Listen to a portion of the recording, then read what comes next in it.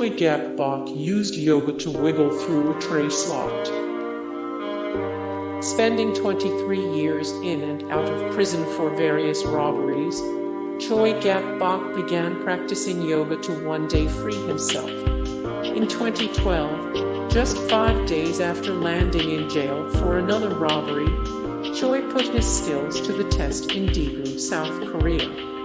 After waiting for the guards to fall asleep, Choi applied lotion all over his body. The 5'5", 115-pound prisoner wiggled his way through the tiny 18x6 tray slot in the jail door. 6 days after his brazen escape, someone spotted Choi hiding in a cardboard box on the roof of an apartment building. Police arrested him and placed him in a cell with an even smaller tray slot. Frank Abagnale escaped while posing as a prison inspector.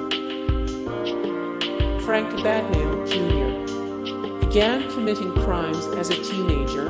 Steven Spielberg adapted his colorful life in the 2002 film Catch Me If You Can. Abagnale carried out a series of bold schemes throughout his life, including posing as a pilot, doctor, and an attorney. Unsurprisingly, authorities arrested Abagnale several times in the US and abroad. In April 1971, police sent Abagnale to the Federal Detention Center in Atlanta, Balm, to await trial. Upon arrival, however, federal marshals failed to locate his paperwork, and Abagnale, thinking on his feet, pretended he was a prison inspector sent to work undercover. Many facilities were under investigation during the time because of civil rights and prison conditions. Thus, Abagnale's claim was plausible. He stayed on the prison grounds for several weeks, posing as a prisoner, until he arranged for a friend to get him. Abagnale walked out of prison and into a waiting car. Abagnale remained a free man for 2 months, before being arrested again and serving a short sentence. Eventually, he was released from prison and used his conning knowledge to assist the FBI with white-collar crimes.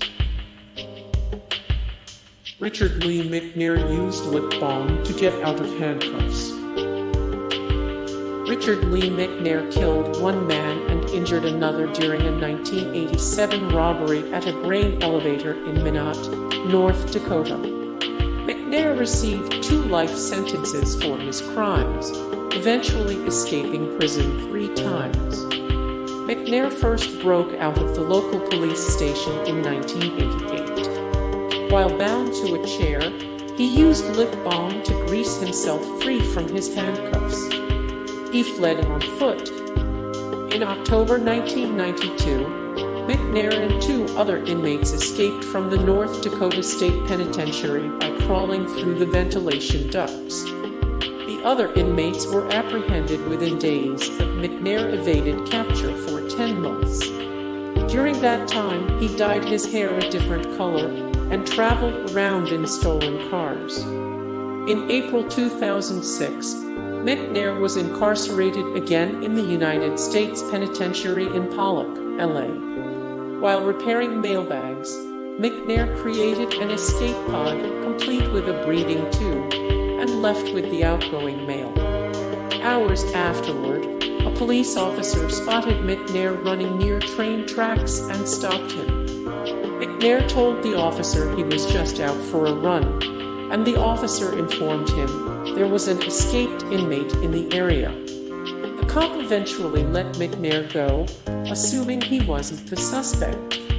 The officer's dash cam recorded the entire exchange, and it later played on the news. While on the run, McNair taunted the police, along with his former prison warden. He even mailed a Christmas card to the warden and signed it with his name. McNair purchased a cell phone using his real name, too. Eventually, he made it to Canada, narrowly avoiding arrest by Canadian police. McNair traveled back and forth from the United States to Canada in stolen cars, using the internet to keep up with what local news said about him. He was also prominently featured on several episodes of America's Most Wanted. After 18 months of living on the lam, the Royal Canadian Mounted Police finally caught McNair in New Brunswick in October 2007. McNair now serves his multiple life sentences in perhaps the most secure prison in the world, the United States Penitentiary Administrative Maximum Facility in Florence Company. 6 Alabama convicts got through a fence with 2 plastic jugs and a broomstick. The St. Clair Correctional Facility is a maximum security prison in Springville, Al. Its 5,000-volt electric fences were considered an infallible deterrent to would-be escapees, and they freed officers from manning the watchtowers. Convicted murderer and bank robber Steve Murphy, however, circumvented the $500,000 security fence with a broomstick. In January 2001, Murphy taped plastic jugs to the end of a broom handle and used it to lift up the bottom wire of the high-voltage fence enough for him and 5 other inmates to wiggle beneath without touching. Once clear of it, the 6 men walked off into the night. This was the extent of the planning that went into their getaway, though explaining why their newfound freedom only lasted for little more than a week. While en route to Canada in a stolen car, an officer randomly pulled into the wooded area where the fugitives were relaxing. Upon seeing the police car, the 6 inmates fled into the woods on foot. The authorities easily rounded up the escaped convicts. Stephen J. Russell posed as a doctor and faked an AIDS diagnosis. Stephen J. Russell posed as a doctor and faked an AIDS diagnosis. Alcatraz inmates created dummies of themselves. Alcatraz inmates created dummies of themselves. Richard, Matt, and David Sweat smuggled hacksaw blades into prison using frozen meat. Richard, Matt, and David Sweat smuggled hacksaw blades into prison using frozen meat.